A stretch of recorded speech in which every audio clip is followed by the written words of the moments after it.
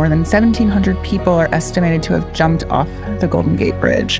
Of the 40 people that survived, 19 of us have come forward to say we all had the exact same instant regret the moment our hands left the rail. Today's guest is a very special one, Kevin Hines. Kevin Hines, a man who survived jumping from the Golden Gate Bridge. At 17, I started having mental health crises, paranoid delusions, hallucinations, but I was pretending everything was okay. I never wanted to die by suicide. I believed I had to.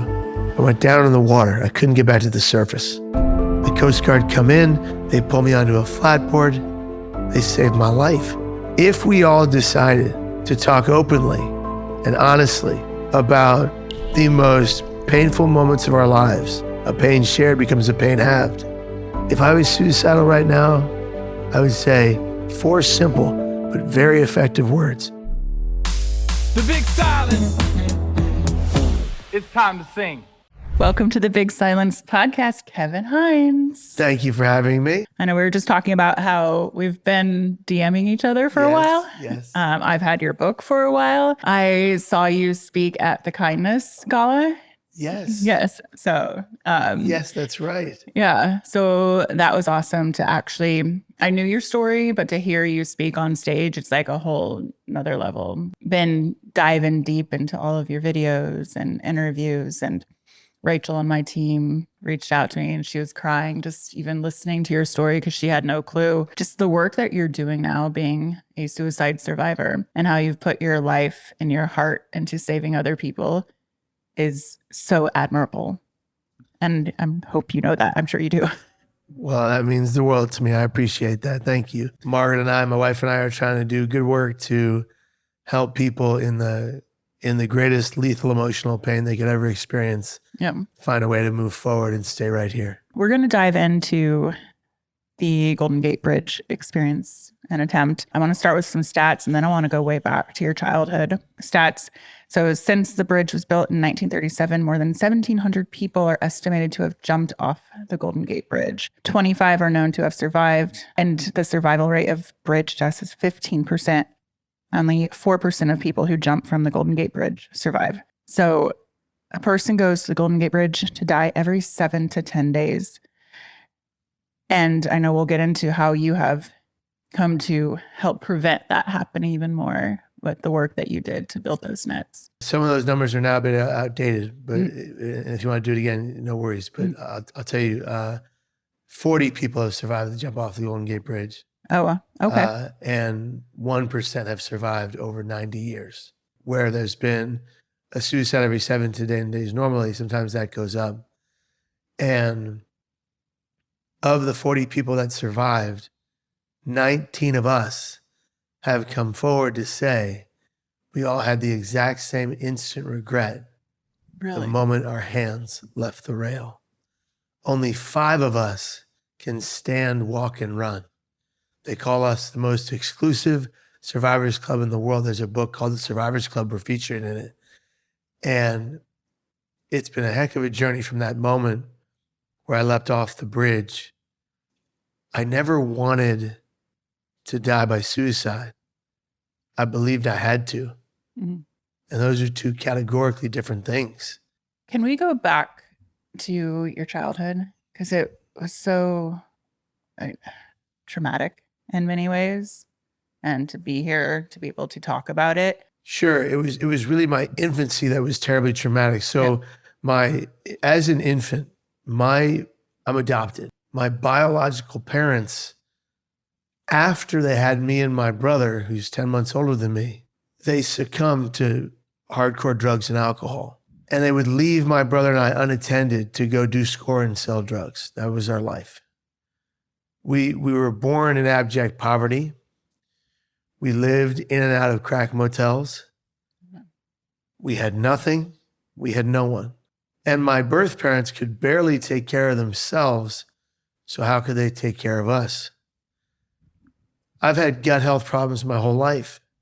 Initially because as an infant, my birth parents fed me and my brother only what they could steal: Kool-Aid, Coca-Cola, and sour milk was our diet from birth, ravaging our guts, destroying our brains.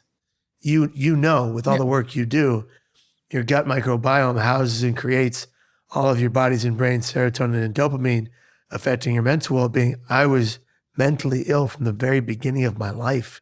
Do you think also while you're in the womb that your mom and her mental illness, because was she diagnosed bipolar or? Both my birth parents had been diagnosed in their day in the 70s with manic depression. Okay. Yeah. What we today call bipolar disorder. They had us after those diagnoses, and after that, they fell into the trap of addiction. So it was after birth. So your mom, they weren't in addiction while pregnant. No. Yeah. Then how do you get to, how old were you when you were adopted? I was 9 months old when I was taken in by the Hines family. And then Patrick and Deborah Hines adopted me when I was 4.5. It took that long to get it to go through, in part because my birth parents fought to keep me. Really? They fought against Pat and Debbie Hines to keep me, but it was obvious that they would come in inebriated or intoxicated, and they had no business taking care of children. But they fought tooth and nail for the better part of 2.5 years. And I say, luckily, Pat and Debbie Hines won that case, because if they didn't, I would be in jail or dead. Where did the Hineses come from? You were in foster care. And how does someone come into your life like that, knowing your background, knowing your parents' background, and saying, I want to love this child? Yes. So this is one of my favorite stories to tell. I was taken in, well, part of it is tragic. My brother and I were bouncing around from home to home, and the idea was that we'd be adopted together. In one of those homes filled with neglect, we both got bronchitis, same disease. He died right next to me. Yeah. I got lucky. I landed in my first amazing foster home. Shout out to the Mullers. Mm-hmm. The Mullers took me in. They were the first foster family to ever properly take care of me, to show me love and affection. Thank you to the Mullers. But it was a transitional home. You couldn't stay there. Mm-hmm. Foster parents would come from all over the area to see who to take home and adopt. And one amazing day, a lovely young woman named Deborah Joan Hines walked in their door. She was looking for a little girl to take home to adopt and become the sister of Elizabeth Catherine, the girl she and Patrick, Kevin Hines, had already taken in. But the first thing she saw was me. She said that was the moment she fell in love. Yeah.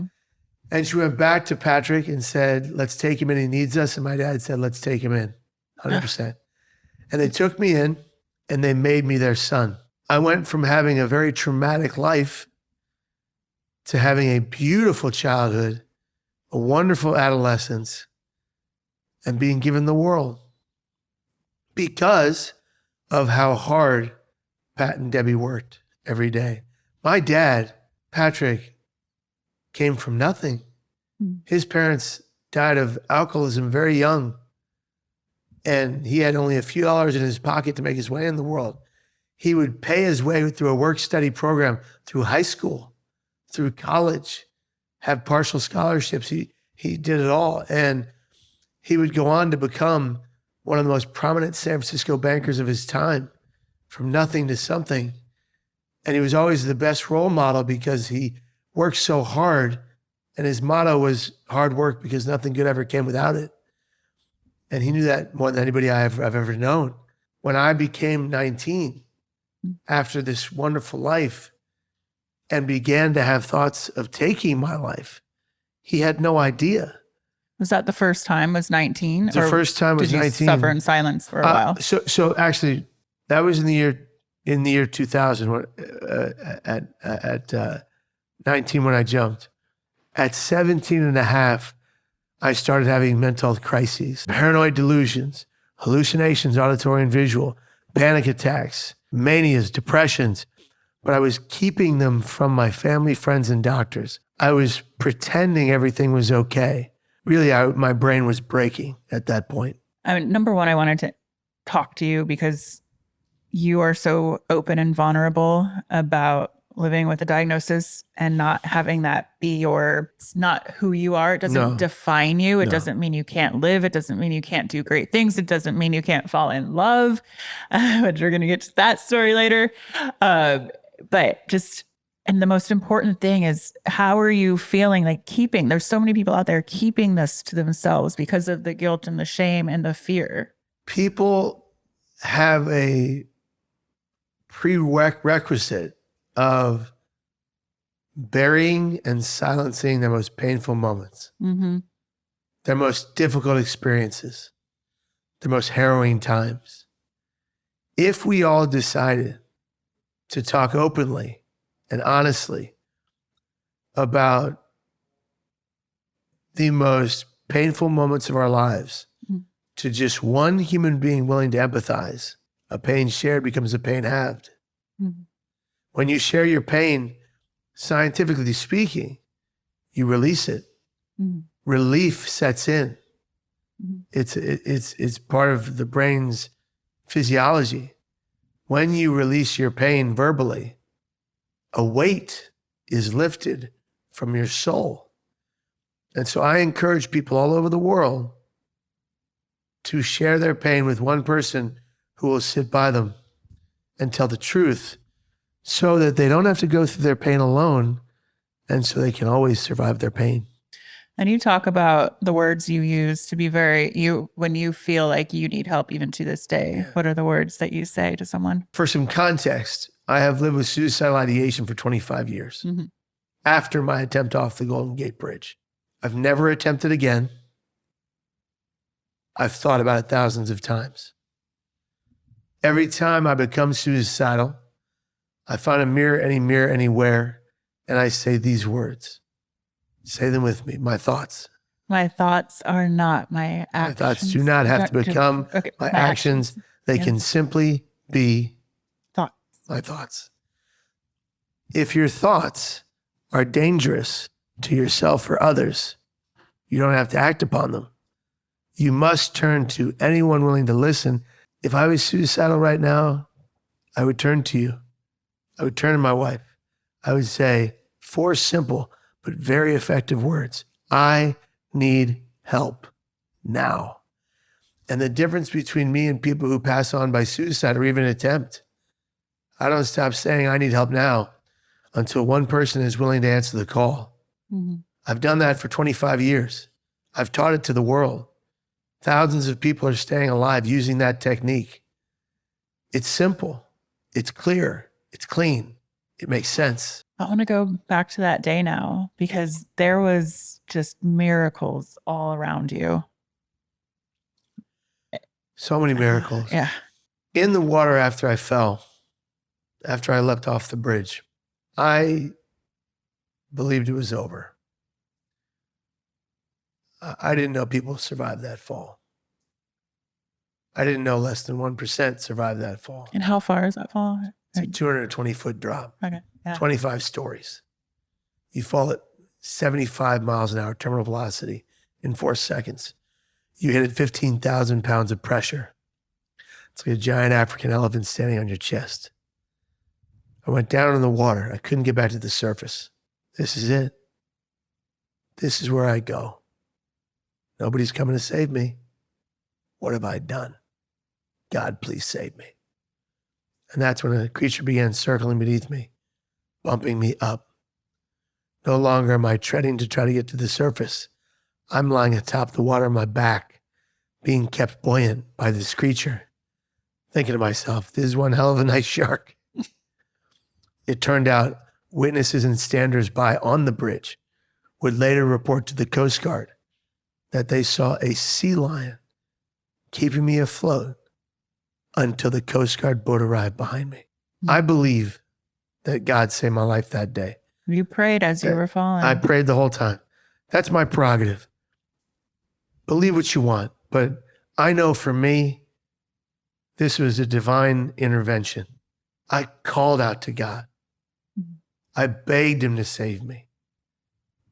And for all the people that have done exactly what I did off that bridge, to have died tragically, slowly, violently, And for me to get the privilege to sit here with you on the big silence. What a gift. Man. And you described before the woman who happened to see you jump, right? And she had a friend at the Coast Guard. Yes. Like that's miracle number one. It was your coworker. So miracle number one is that at the moment my hands left the rail and my legs cleared it, when I had that instantaneous regret for my actions, this woman driving by saw me go over the rail, called from a car phone in the year 2000. Oh, wow. That was one of those big ones. Nobody then. knows what actually those had are one. anymore. Nobody has any of those. The young people that are watching your show are like, what's a car phone? Isn't that a cell phone? No, it's a car phone. It had a cord. So she called her coworker in the United States Coast Guard who happened to be manning the waters of the bridge at that moment. The reason the Coast Guard boat arrived to my position in the water before I was to drown was because of that woman's phone call. The Coast Guard the Coast Guard showed up after the sea lion bumped me to the surface. The sea lion takes off. The Coast Guard come in. They pull me onto a flatboard. They secondarily save my life. They get me to the ambulance. Ambulance gets me to the hospital, Marin Medical Health Center, formerly Marin General. One of the foremost back surgeons in the world, Dr. Jonathan Levin, was visiting for the day. He clocks in to do my surgery, saving me the ability to stand, walk, and run. Wow. Every moment past that day is a blessing. This right here, as we sit here together, is the 25th anniversary of my attempt off the Golden Gate Bridge. Wow. I wouldn't want to spend it anywhere else. Thank you. It's an honor. You're in New York speaking. Are you at the UN? Yes, Yeah. several UN events. Yeah. One at the actual UN tomorrow. We did the World Logic Forum, my wife and I. She spoke on impact investing and mental health. I spoke on my journey. Yesterday, we did the forum, Who Am AI, about AI and mental health by Kunal Sood. That was incredible. Shout out to Kunal. He runs We the Planet, a really incredible group, trying to change the world. And tomorrow I'll be speaking at the UNGA and telling parts of my story and hoping to impact an international group of people to fight forward in the fight for good and positive brain and mental well-being. And we want to take this message and share it with the world. I see you have one of my books. Yes. I've written 5 books. Yeah. About suicide prevention, brain and mental health, 2 memoirs, and 1 children's book, The Dimly Lit Star. And my most recent book is called The Art of Wellness, How to Find, Live, and Stay Mentally Fit. It's got hundreds of science-backed, evidence-informed techniques to better brain health, to change your brain, to change your life, as the wonderful Dr. Amen coined that phrase. Love him. Shout out to him. He's been on the pod. Good. And it's this new book is a workbook too, right? The new book is a workbook. Yeah. It's a fill-in workbook. You get to, when you're done with the book, and you can go back to any page, any chapter every time, and re-add new things into your routine for mental wellness.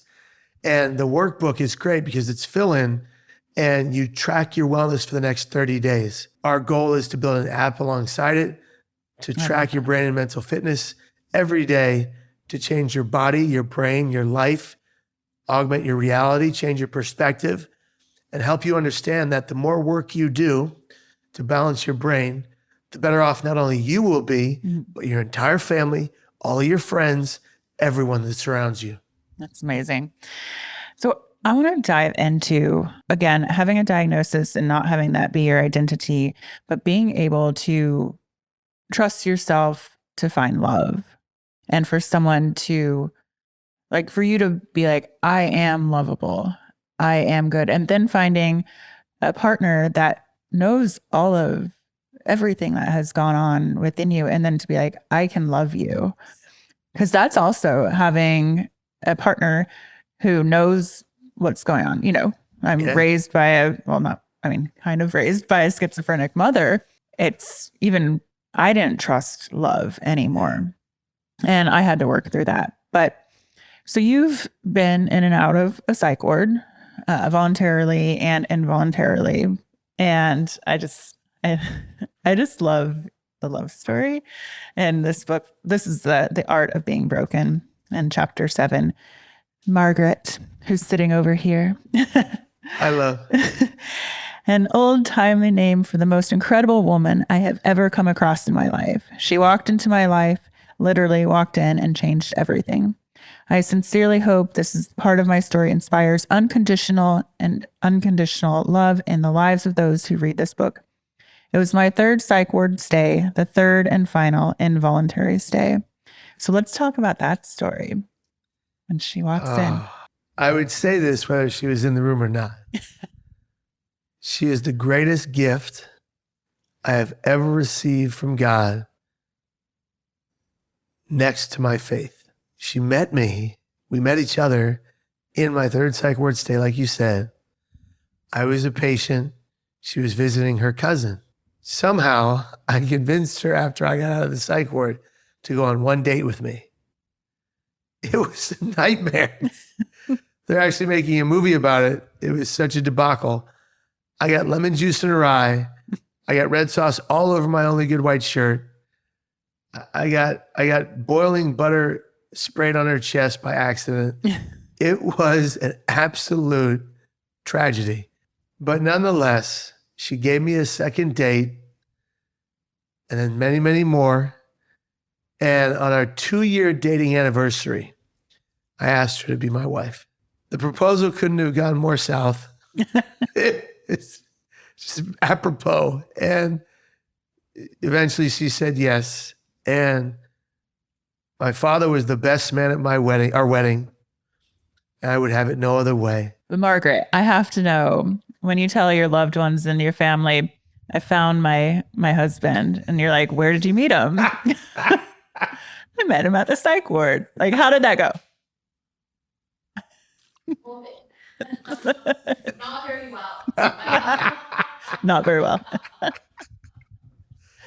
But My mom was not really receptive. But eventually they got to know Kevin and obviously fell in love with him. And once they got to know his heart, so they just had to get to know your heart. Her mom would, may she rest in peace, would call me her palanga, and that's Filipino for my beloved. Yeah. And so we became very close. Yeah. You know, I found my soulmate for the rest of my life until I die of natural causes, never by my hands. Yeah.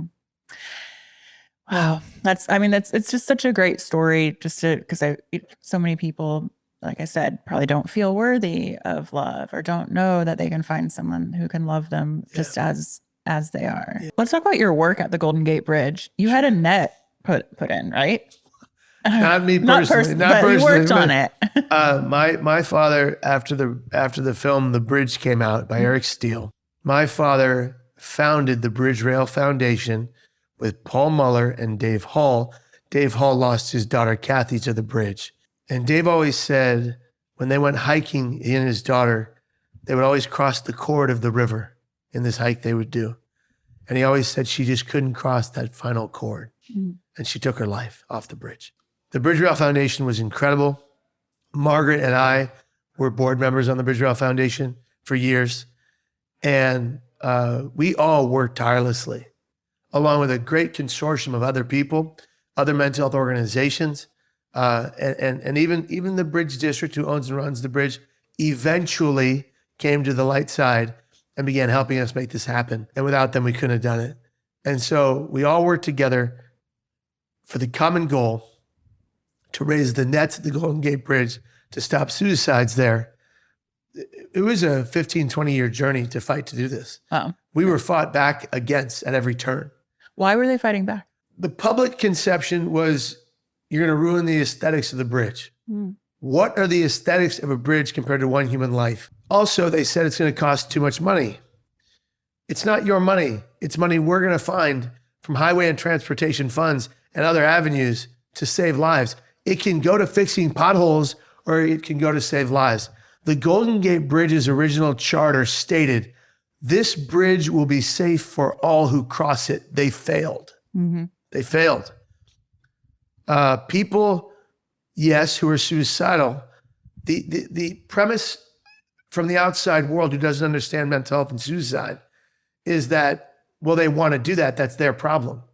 No, they don't want to die by suicide. They believe they have to because of lethal emotional pain, which anyone can get anywhere in their life. So why wouldn't you want to help someone who cannot help themselves? Someone who doesn't see a future for themselves? Why couldn't we be stewards of change to say, I could be the catalyst to saving your life simply by saying, are you okay? Is something wrong? Can I help you? What can I do for you in this moment? What do you need from me to stay right here? Suicide never has to be the solution to your problem. It is the problem. Can you repeat those questions? Because that's something that someone can say if they see someone that's possibly in pain. Like, what does someone ask? Because you could just be like, how are you doing today? And you'll just be fine. If you see someone with their hands in their head in their hands, or they're crying profusely, or they're visibly in some kind of emotional struggle, don't walk by them. Walk up to them and say, hey, are you all right? And maybe the reaction is not going to be too pretty. And you know, what do you care? You're human and so am I, and I'm worried about you. Is there anything I can do to help you in this moment? What are you going through? What are you dealing with right now that's so bad? I know I don't know you, but I'm here and I'm stopping, and I don't want anything bad to happen to you. That could open up the conversation to saving a life from suicide. And wouldn't that be the greatest thing you could possibly ever do? It's the greatest thing. And I know that you've felt how many lives you've saved by your work. And I've felt it too, even from having a voice and reaching out to someone, or someone even DMing me and said, I was about to take my life last night, and then I heard this conversation on your podcast. My videos have been viewed over 3 billion times and counting. Well over 200,000 people have written to me and said, this story saved my life. Tens of thousands of people have said this story changed my life forever. And hundreds of people have said this story brought them back to faith in God. If I died tomorrow of natural causes, I would have lived 1,000 lives. Yeah. And I'd be A-okay with that. My life has been fulfilled by Margaret, by my family, by my friends, by the work I'm doing, by sitting here with you. So when I say every waking moment is a gift, I mean it from my core. Yeah. So someone listening who is suffering, you do a lot of work to manage your depression, your voices, like everything. It's a lot of hard work. So can you walk through what you do on a daily to make sure you stay as mentally well as you possibly can? Sure. I have a morning and resting routine. So I wake up, I do 40 resonance breaths into my nose, 4 seconds, hold 4 seconds, release 6 to 8 seconds, pursed lips like a whistle but no sound. When I'm doing that, I'm repeating a mantra in my head that's only known to me. And the CEO of the David Lynch Foundation, Bob Roth, who does transcendental meditation. And so I do that every morning. I go to bed, I do the same thing. I wake up, I get a little ready, I go and I exercise. I have a hard time exercising. I have a metal plate and cage in my back. No. It is excruciatingly painful most of the day, every day. It's a thing I have to deal with. No complaints there. I don't take pain meds. Went down that route, didn't go well. So for me, my whole back is restructured with titanium. So the pain is very real and very ever present, pardon me. And so, but I do exercise to the best of my ability 3 to 5 times a week for 23 minutes a day. That leads to 12 hours of better mood. I'm not exercising to get 6-pack abs. I know you have those. I don't have those. I don't have those. But I'm not doing that. Back in the day. I don't do that because I need to exercise for my brain. Yeah, that's why I exercise now. Yeah, you understand. And I need to feel better mentally every day. And so I have to continue that on a regular basis. I've just gotten into swimming. I mean, obviously, I swam when I was a kid in lakes and such, but I mean like swimming in a pool on a regular basis, because swimming is the only exercise that works out every muscle in your entire body, including your tongue, weirdly enough, which I don't know why you need to do that, but okay. But it does. And it's one of the least physically impacting exercises we know about. So it doesn't put extra strain on my back, which is already hurting. So why 23 minutes? So the University of Georgia determined years ago that 23 minutes of rigorous exercise leads to 12 hours of better mood. So if you do that twice a day, it's 24 hours of better mood. I do it for those hours of better mood because it puts me in a great place mentally. You're talking about those continually released endorphins that make you feel better. But it goes further than that. It affects everything about your body and your mind and makes you feel, for me, when I'm working out, I feel at peace. Yeah. It's wonderful. I kind of workout snacks, kind of called. I do shorter workouts. Okay. When I think of like 60 minutes, I get a little overwhelmed. Yeah, me too. And so it's like, okay, even when I landed yesterday and came to the hotel, I went down to the gym for like 15 minutes. Yeah. Like just to move my body, because otherwise I was just going to be lethargic from traveling and delays yesterday. And it feels so good. Even in the Tone It Up app, I try to keep all the workouts like 15 to 30. Love that. Yeah. And then if you want to go back for more, go back for more. But it's just those little, something that seems attainable and not, it doesn't turn you away. It's not like an all or nothing type of strategy. I'm going to have to finally get the Tone It Up app and get to work. And the other thing is like, I deal with a lot of paranoia. I get really paranoid of people trying to hurt me out, trying to kill me. And it's a thing I've been dealing with for a long time. And so one of the things that I think is really important is when I have paranoia, I can't go to the gym in a hotel. Okay. I can't go to the pool. I can't physically go there. But I get to my room and I get to the ground and I get to work. Yeah. Are you able to decipher what's real and what's not? Like when you have those thoughts of paranoia, do you know like these are just my thoughts? I used to not. Yeah. It used to be very difficult to decipher what's reality and what's fiction or made up by my brain. But today, I'm pretty good about saying to Margaret, hey, Margaret, is there a guy over there with a knife who's coming to kill me? And she's like, Kevin, there's no one there. There's no guy with a knife and no one's coming to kill you. Mm-hmm. And then Margaret will say, Kevin, in the tens of thousands of times you thought someone was coming to kill you, how many times has someone killed you? Yeah. So logic states that you're going to be just fine today. Yeah. So I use logic to come out of it. Yeah. Yeah, that's, are you on medication now? I am on medication. Okay. So I take medication every day with 100% accuracy at the same time every day, no matter the time zone I'm in. Yeah. Very crucial. Dr. Amen told me, because I said to Dr. Amen, when I went to him for my brain scan and he did a show about it. And I said, Doc, I want to get off all meds. I'm sick and tired of being on those meds. I don't want to damage my liver, my kidneys when I'm older. And he goes, Kevin, you're not going to get any brownie points for not being on meds. Yeah. There's no benefit. Are they helping you mentally? Yes. So why not continue taking them? He said, quality over life versus quantity could be better for you because you live a beautiful life and a beautiful existence and you're not in so much pain emotionally and mentally. Yeah. And outside of the meds, you're doing all the things. There's so many things. Yeah. To make sure. From therapy to teletherapy, to walking with Margaret, to brain exercises, to reading every book I can on bipolar disorder. It's all part of the effort, to drinking chamomile tea before I go to sleep so I can sleep well.